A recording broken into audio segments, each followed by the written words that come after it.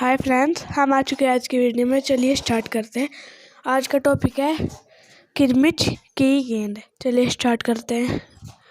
गर्मियों की छुट्टियां थी। दोपहर के समय दिनेश घर में बैठा कोई कहानी पढ़ रहा था। तभी पेड़ के पत्तों को हिलते हुए कोई वस्तुएं धम से गिर के पीछे वाले बगीचे में गिरी। दिनेश आवाज से पहचान गया कि वह वस्तु क्या हो सकती है। वह एकदम से उठकर बरामदे की चीख सरका कर बगीचे की ओर भागा। अरे बेटा, कहाँ जा रहे हो? बाहर लू चल रही है। दिनेश की माँ मशीन चलाती एकदम जोरों से बोलती, परंतु दिनेश रुका नहीं। उसने पैरों में चप्पल भी नहीं पहनी। जून का महीना था। धरती तवे की तरह तप रही थी, पर दिनेश को पैरों के छालने की भी चिंता नहीं थी। वह जहाँ से आवाज आई थी उसकी ओर भाग चला। सामने की क्यारी में भिंडियों के ऊंचे ऊंचे पौधों के एक और सीताफल की टहनियों बेल फैली हुई थी। क्यारी के चारों ओर हर केले के वृक्ष लहरा रहे थे। दिनेश ने जल्दी भिंडियों के पौधों को उलटते पुलटते आरंभ किया। जब वहाँ कुछ नहीं मिला तो उसने सारी सीताफल को बेल छान मारी। बाराम में ही घूस ने गड्ढे बना रखे थे।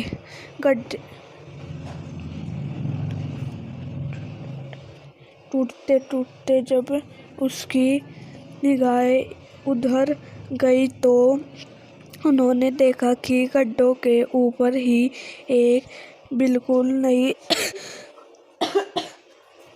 चमकती किरमिच की गेंद पड़ी है। दिनेश ने हाथ बढ़ाकर गेंद उठा ली। लगता था जैसे किसी ने उसे आज ही बाजार से खरीदी है। उसने उसे उलट पलट कर देखा, परंतु कुछ भी समझ में नहीं आया। नजर उठाकर उसने पास की तिमंजिली इमारत की ओर देखा कि हो सकती है किसी बच्चे ने इसे ऊपर से फेंका हो, परंतु उस इमारत के इस ओर खुलने वाले सभी दरवाजे और खिड़कियां बंद थी। छत की मुंडरे से लेकर नीचे तक तेज धूप चिलचिला रही थी। फिर कौन खरीद सकता है नई गेंद? दिनेश ने सुधीर, अनिल, अरविंद, आनंद, दीपक सभी के नाम मन में दोहराए। यदि गेंद खरीदी भी है तो इस दोपहरी में इसे नीचे कौन फेंकेगा? हो ना हो ये गेंद बाहर से आई है। उसने सड़क पर बने गोल चक्कर के बगीचे की ओर देखा, परंतु वहाँ पर केवल 2-4 गायें ही दिखाई पड़ी जो पेड़ों के नीचे सुस्ता रही थी। उसे ध्यान आया कि ना जाने कितनी बार अपने मोहल्ले की बच्चों की गेंदें क्रिकेट खेलते हुए दूर चली गई और फिर कभी नहीं मिली। एक बार तो एक गेंद एक चलते हुए ट्रक में जा पड़ी थी। तभी भीतर से माँ की आवाज़ आई, अरे दिनेश, तो सुनेगा नहीं? सब अपने अपने घरों में सो रहे हैं और तू धूप में घूम रहा है। दिनेश गेंद को हाथ में लिए हुए भीतर आ गया। ठंडे फर्श पर बिछी चटाई पर वह लेट गया और सोचने लगा, भले ही ये गेंद मोहल्ले में से किसी की ना हो, परंतु ईमानदारी इसी में है कि एक बार सबसे पूछ लिया जाए। गर्मियों की छुट्टियां थी। बच्चों ने खेलने की सुविधा को ध्यान में रखते हुए एक क्लब बनाया हुआ था। उस क्लब में सभी बच्चों के लिए बल्ले थे और गेंद खरीदने के लिए वे आपस में क्लब का चंदा देकर पैसा इकट्ठा कर लेते थे। शाम को सारे बच्चे इकट्ठा हो गए। दिनेश ने सभी से पूछा, मुझे एक गेंद मिली है, अगर तुमसे किसी की गेंद खो गई हो तो वह गेंद को पहचान कर बता दे और गेंद मुझसे ले सकता है। तभी अनिल बोला, गेंद तो मेरी खो गई है। कब खोई थी तेरी गेंद? यही कोई 4 महीने पहले। तो वह गेंद तेरी नहीं है, दिनेश ने कहा। फिर वह मेरी होगी, सुधीर ने तुरंत उस पर अपना अधिकार जताते हुए कहा। वह कैसे? दिनेश ने पूछा। तू मुझे गेंद दिखा दे, मैं अपनी निशानी बता दूंगा। वाह, ये कैसे हो सकता है? दिनेश बोला। गेंद देखकर निशानी बताना कौन सा कठिन है? बिना देखे बता, तब जानूं। तभी ऊपर से दीपक उतर आया। दीपक अपना मतलब सिद्ध करने तथा अवसर पड़ने पर सभी को मित्र बना लेने में चतुर था। गेंद की बात सुनकर दीपक बोला, गेंद मेरी है। कैसे तेरी है? सभी ने एक साथ पूछा। कल ही तो तू कह रहा था कि इस बार तेरे पापा तुझे गेंद लाने के लिए पैसे नहीं दे रहे हैं। मेरी गेंद तो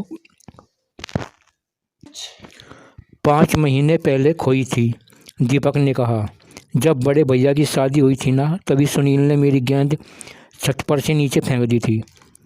दिनेश अच्छी तरह जानता था कि यह गेंद दीपक की नहीं है। दीपक की गेंद 5 महीने पहले खोई थी और यह कभी हो ही नहीं सकता कि गेंद 5-6 महीनों पड़ी रहे और उस पर मिट्टी का एक भी दाग न लगे। दीपक ने कहा, मैं कुछ नहीं जानता, गेंद मेरी है, वह मेरी है और सिर्फ मेरी है। अरे जाजा, बड़ा आया गेंद वाला, क्या सबूत है कि ये गेंद नीचे फेंकी थी? अनिल ने पूछा। दीपक ने कहा, हाँ सबूत है, मुझे गेंद दिखा दो, मैं फ़ौरन बता दूंगा। दिनेश ने देखा कि झगड़ा बढ़ रहा है। गेंद हथियाने के लिए दीपक सुधीर और सुनील का सहारा ले रहा है। वह जानता था कि यदि गेंद दीपक के पास चली गई तो तीनों मिलकर खेलेंगे। अच्छा, मैं गेंद ला रहा हूँ, परंतु जब तक पक्का सबूत नहीं मिलेगा मैं किसी को नहीं दूंगा, दिनेश ने कहा।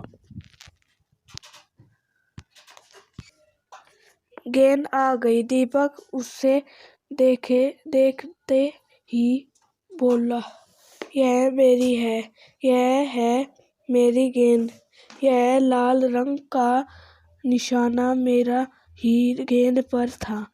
वह सभी गेंदों पर ऐसे ही निशान होते हैं। अनिल ने दीपक का साथ देते हुए कहा। दीपक ने फिर जोर लगाया, मैं अपने पापा से कहला सकता हूँ कि गेंद मेरी है। अरे जा, ऐसे तो मैं अपने बड़े भाई से कहला सकता हूँ कि गेंद दिनेश की है। अनिल ने कहा, कुछ भी हो, गेंद मेरी है। दीपक ने उसे धरती पर मारते हुए कहा। धरती पर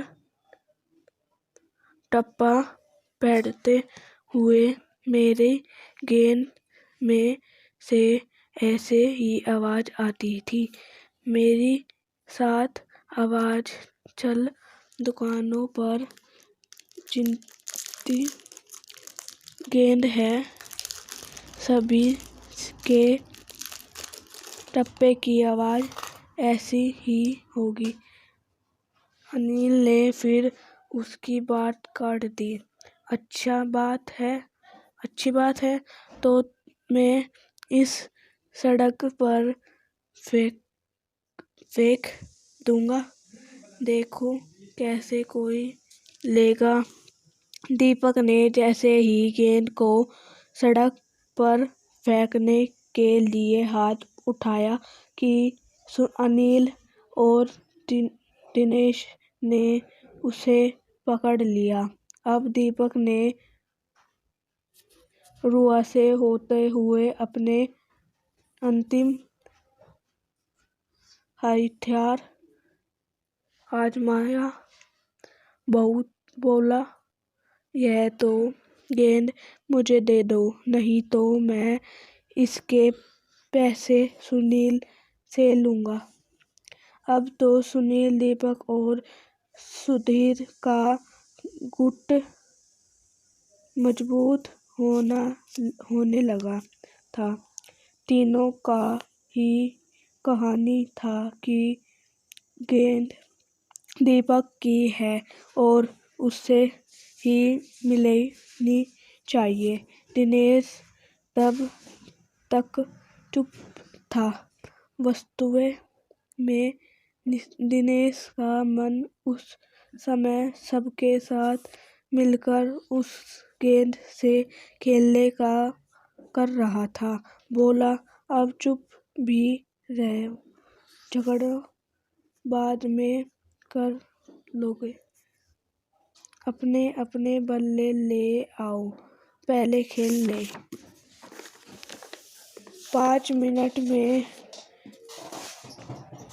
भीतर ही खेल आरंभ हो गया। दिनेश बल्लेबाजी कर रहा था। अभी 2-4 बार ही खेला था कि वहाँ चमकदार नई गेंद एकदम जोरों से उछली और दरवाजे पर कर सड़क पर जाते हुए एक स्कूटर में बिना सामान रखने की जालीदार टोकरी में जा गिरी। स्कूटर वाले को शायद पता भी नहीं चला। तेजी से चलते हुए स्कूटर के साथ गेंद भी चुप गई।